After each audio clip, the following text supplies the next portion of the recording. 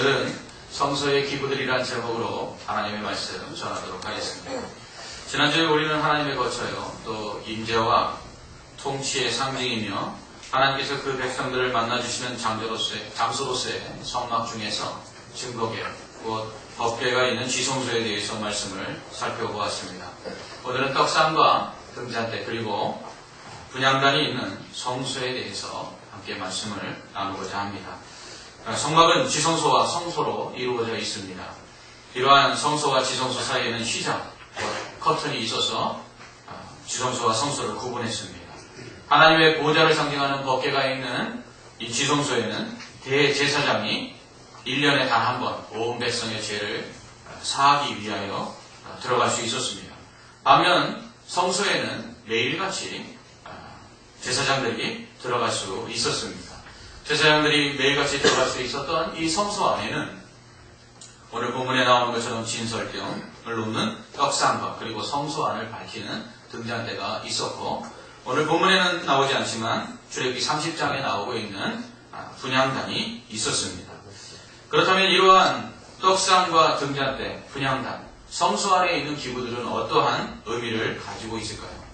먼저 떡상은 말 그대로 떡을 올려놓는 상입니다. 그림을 한번 보시기 바랍니다. 떡상은 조각목으로 만들어졌으며 길이는 2규빗, 넓이는 1규빗, 높이는 1규빗 반이었습니다. 즉 길이는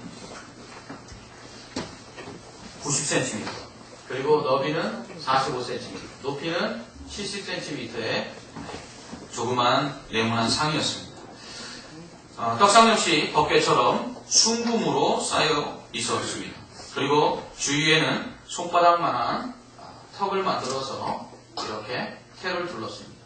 그리고 좌우에 4개의 금고리를 만들고 조각목으로 채를 만들어서 그것을 꿰어 두었습니다. 이는 법궤로 메고 법궤처럼 옮기기 위한 것이었습니다.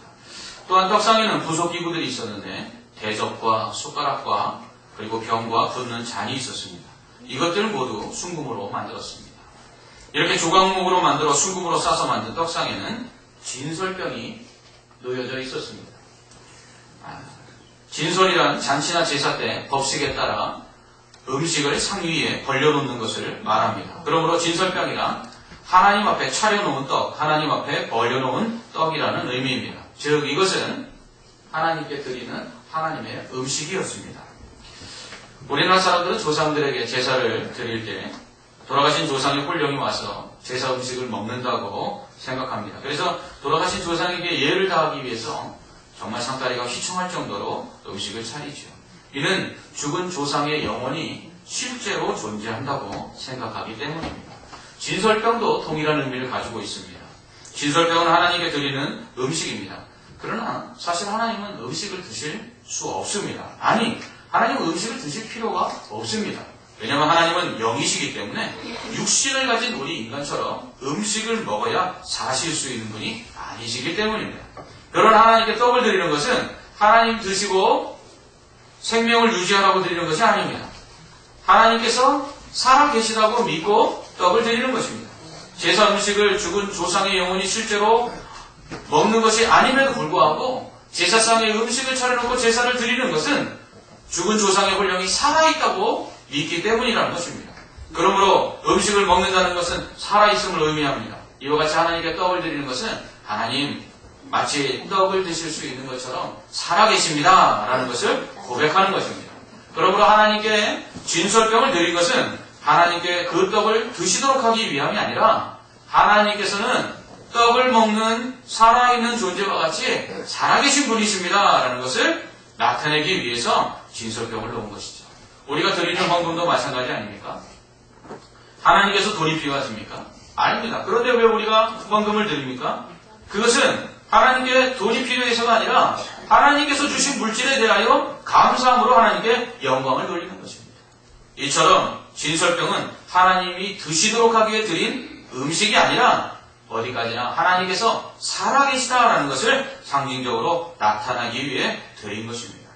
뿐만 아니라 진설병을 성소의 떡상에 드리게 한 것은 하나님은 그의 백성과 함께 먹고 마시며 교제하는 분이심을 나타내는 것입니다.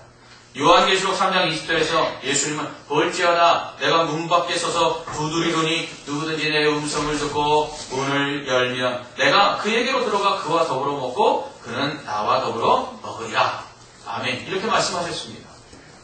성막을 거처로 삼으신 하나님은요, 성막에 잠시 주무셨다가 떠나시는 그런 하숙생이 아니었습니다.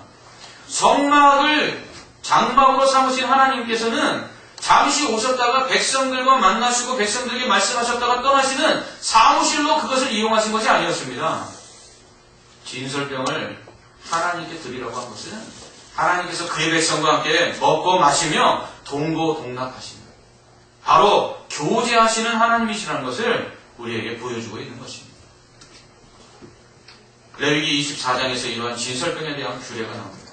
그림을 한번 보시기 바랍니다. 먼저 진설병은 아까 그 사진 그대로, 진설병은 이렇게 고운 가루로 만들었습니다. 진설병은 모두 12덩어리로 만들었습니다. 이 12개의 진설병은 이스라엘 12지파를 상징하는 것입니다. 진설병은 하나님의 음식으로서 하나님께 드려진 것입니다. 그러므로 이제 하나님의 것이 되었습니다. 마찬가지로 이스라엘 12지파는 하나님께 드려진 백성, 하나님의 소유된 백성임을 이 진설병이 상징하고 있는 것입니다. 이렇게 각 덩이는 10분의 2 에바로 만들었고, 이렇게 만들어진 진설병은 두 줄로 이 떡상 위에 이렇게 진열되었습니다.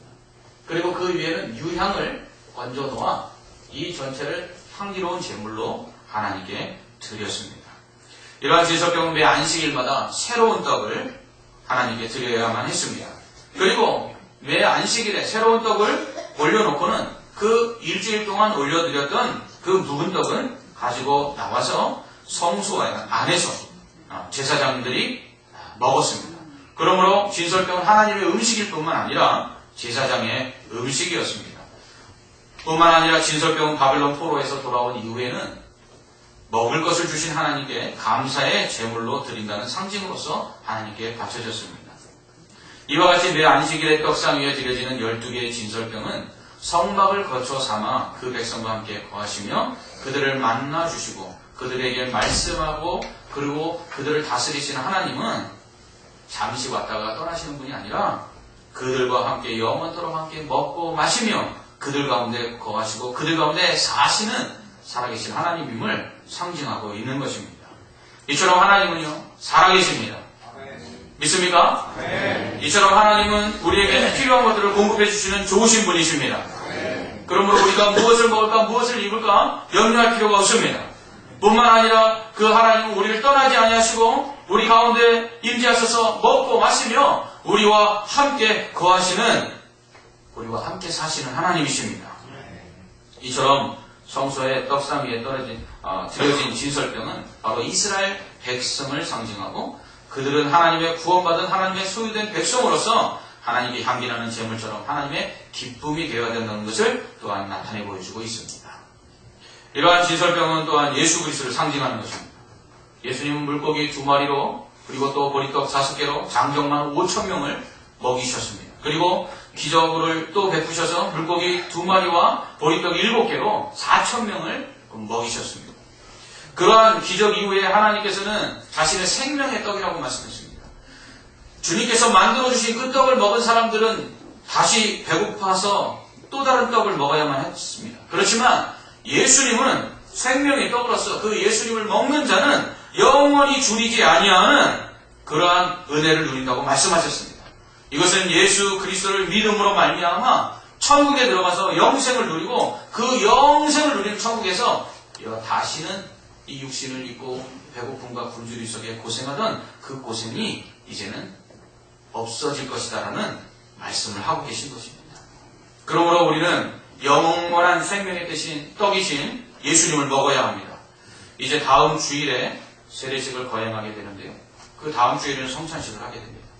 성찬식에서 우리는 떡과 포도주를 먹고 마시죠. 그때 우리가 먹는 떡은 바로 예수님의 몸을 상징하는 것입니다.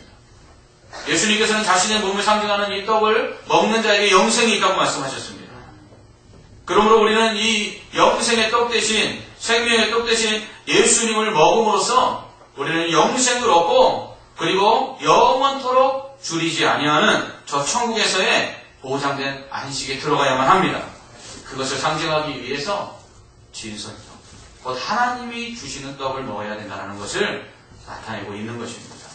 또한 성소 안에는 등잔대가 있었습니다. 다음 그림을 한번 보시면 이 등잔대는요, 순금을 쳐서 만들었습니다.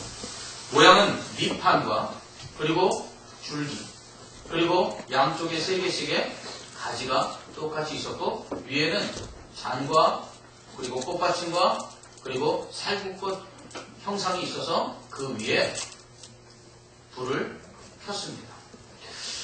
이러한 등잔대에는 부속기구들이 있었는데 그것은 불집게, 불똥 그릇입니다. 이것들 모두 순금으로 만들었습니다. 이 등잔대와 불집게, 불똥 그릇을 만드는 데 들어간 금의 합계는 전체가 1달란트입니다. 당시 금 1달란트는 현재의 금 무게로 환산해 보니까 약 34kg이 좀 넘습니다. 그래서 제가 어제 시세로 금 34kg이 얼마나 되는가 한번 살펴봤습니다. 그랬더니 놀라지 마십시오. 자그마치 15억 원에 해당하였습니다.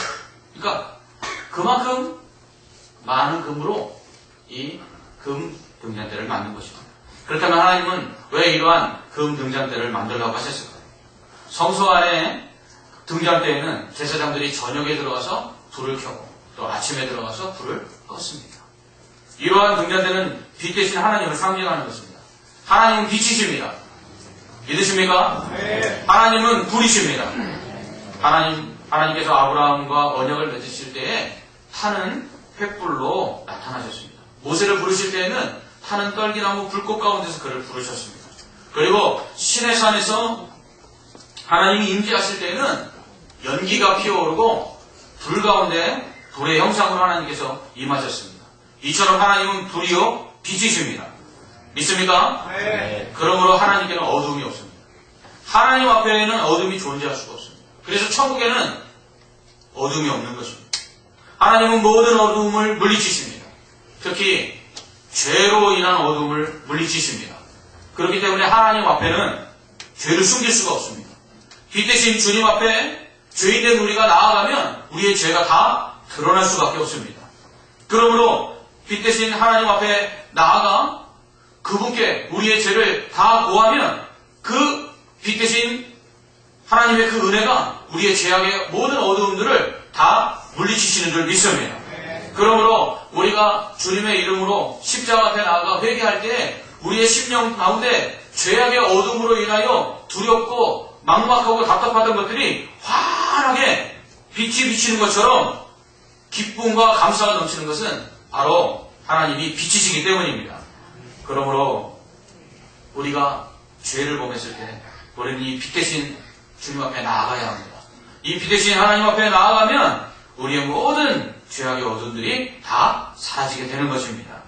뿐만 아니라 등잔대는 교회의 주인 대신 예수 그리스도를 상징합니다.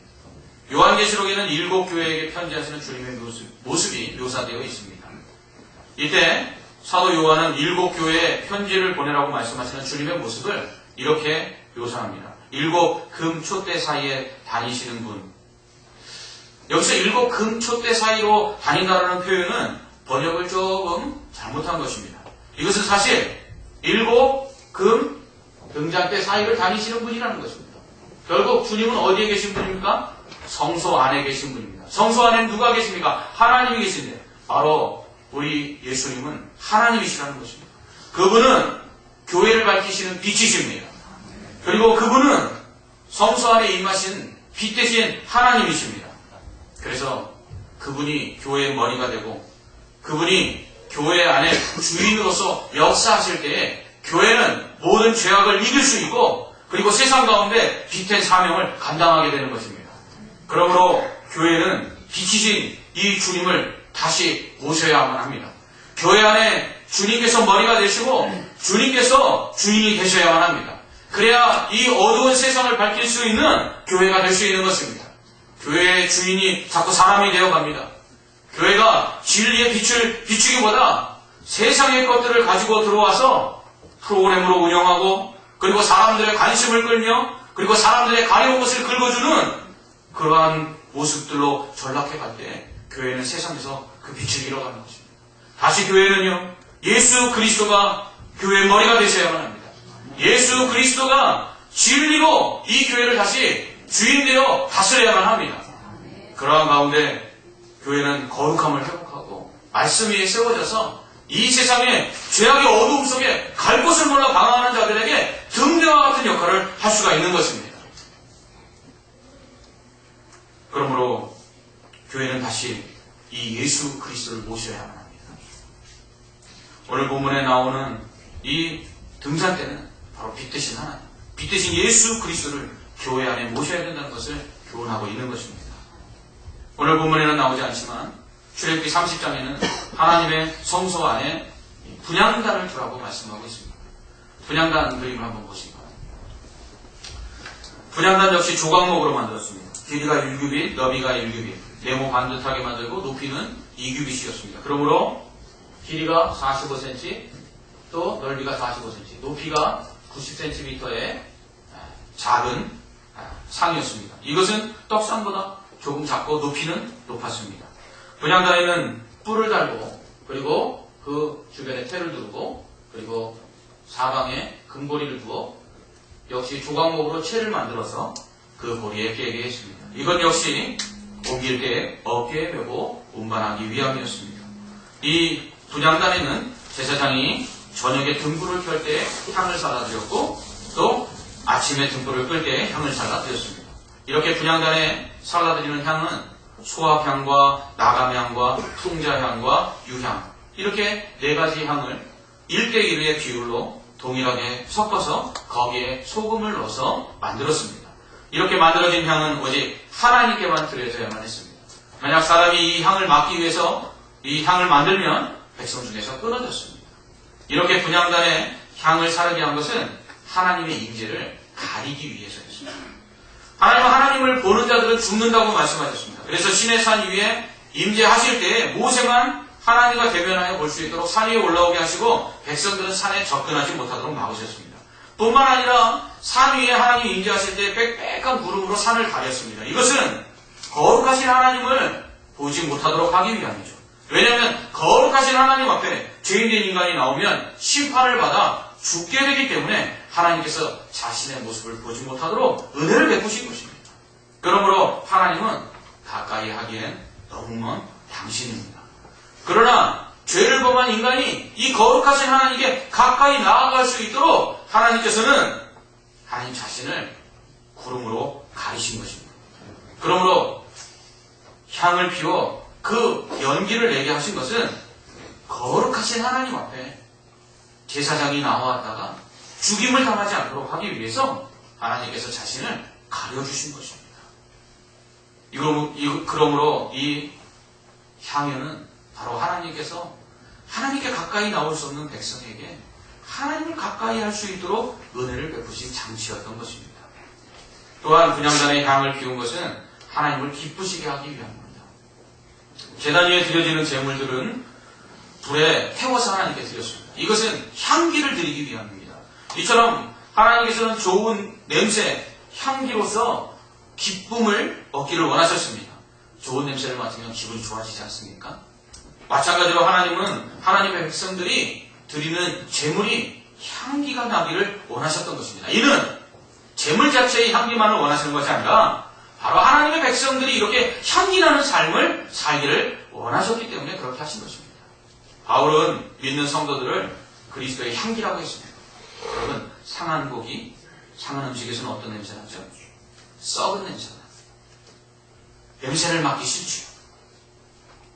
하나님께서는 우리 그리스도인들에게 보배이신 예수 그리스도를 담아주셨습니다. 그리고 그 예수 그리스도가 우리 안에 살아계십니다. 그러므로 우리는 향기 나는 향을 품고 있는 향로처럼 우리 안에서 예수 그리스도가 살아서 역사하는 그 예수 그리스도의 향기를 나타내야 하는 것입니다. 썩은 내 나는 그리스도인들이 있습니다. 그 모습을 보면 구역질이 나고 역겨운 그리스도인들의 모습이 있습니다. 그로 인해서 사람들이 교회를 멀리하고 하나님을 멀리하고 그리스도를 믿지 않습니다. 이래서 안 됩니다. 여러분, 우리에게서 어떤 향기가 나고 있습니까? 우리에게 좋은 향기가 나야 합니다. 사람들이 예수 그리스도를 믿기 때문에 그래서 좋은 향기로서 다른 사람들을 기분 좋게 하고 하나님을 기쁘시게 만들어야 한다는 것입니다. 우리를 통해 그리스도가 나타나야 합니다. 우리 안에 그리스도가 존귀케 되어야 되고 우리 안에서 그리스도의 삶처럼 희생하고 섬기며 사랑하는 모습이 나타나야 한다는 것입니다. 저는 청년들에게 자주 말합니다. 믿는다고 하기 전에 제발 사랑부터 해라.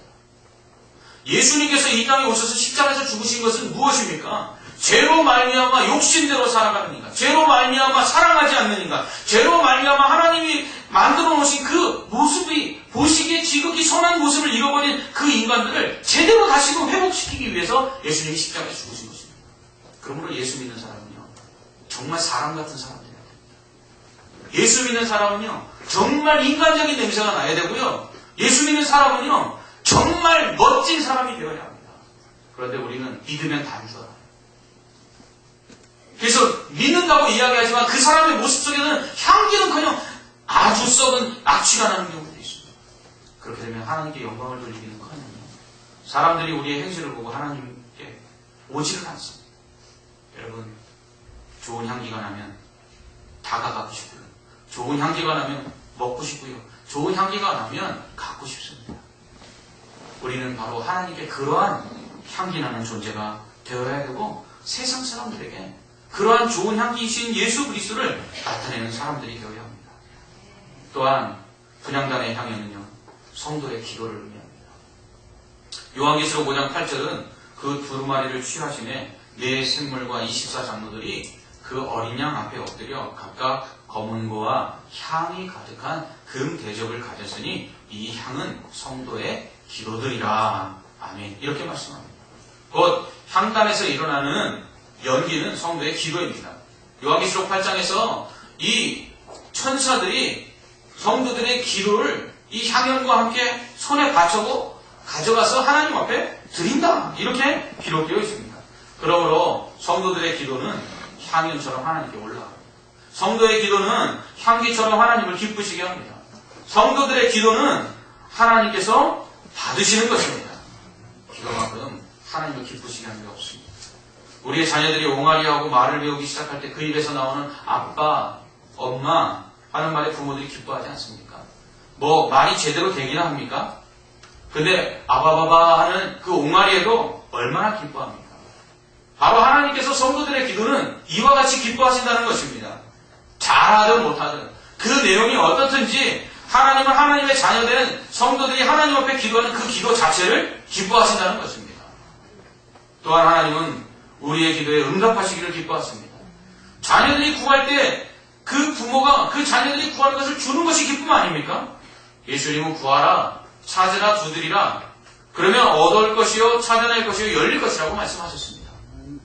이는 하나님은 좋으신 아버지이시라는 것입니다. 좋으신 아버지 되신 하나님께서는요, 우리가 구하는 것마다 좋은 것으로 주신다고 약속하고 있습니다. 그러므로 우리는 기도해야 합니다. 아침과 저녁에 분향하듯 우리는 아침 저녁으로 쉬지 말고 기도해야 합니다. 바울은 그래서 기도할 때에 쉬지 말고 기도하라. 항상 기도에 힘쓰라. 이렇게 말하고 있는 것입니다. 예수님은 사람들을 가르치시고요. 힘들고 지쳤을 때, 또 병든 자를 고치시냐고 쉴 틈이 없는 그때에도요, 새벽 미명에 홀로 한적한 곳에 가셔서 기도하셨습니다. 하나님이 살아계신 것을 보고 싶어하는 사람들이 있습니다. 하나님이 과연 좋으신 분인지를 알고 싶어하는 사람들이 있습니다. 가끔 하나님 정말 계시나요?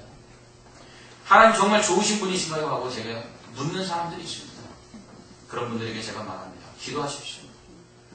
기도하면 하나님께서 살아계신 것을 알게 될 것입니다. 기도하십시오. 그러면 하나님께서 얼마나 좋으신 분이신가를 응답을 통해서 깨닫게 될 것입니다.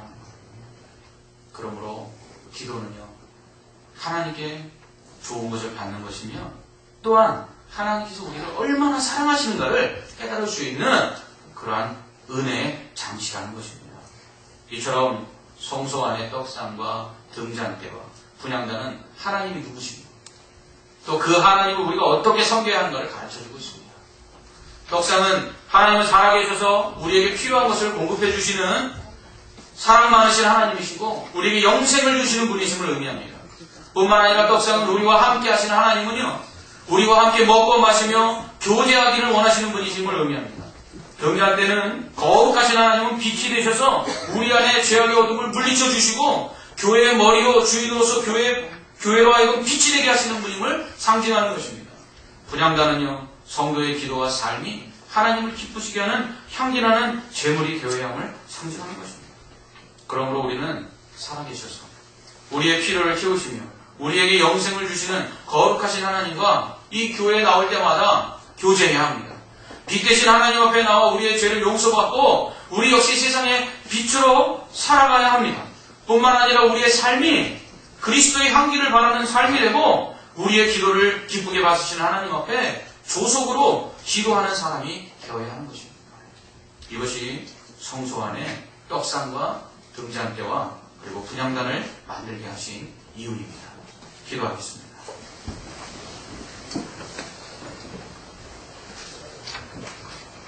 하나님의 백성들과 함께 먹고 마시기를 원하여서 떡상을 만들어 진설병을 올리게 하시고 또 그 백성에게 필요한 것들을 날마다 공급하시며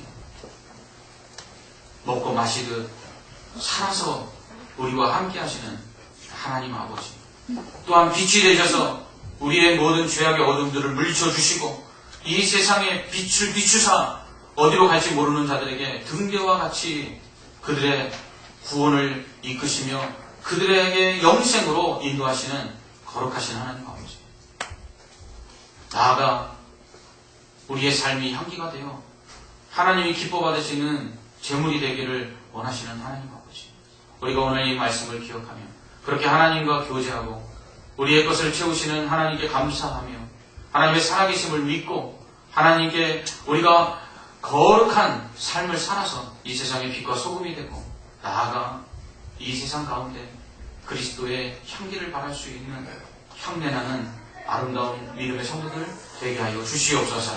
예수님 이름으로 기도합나이다. 아멘.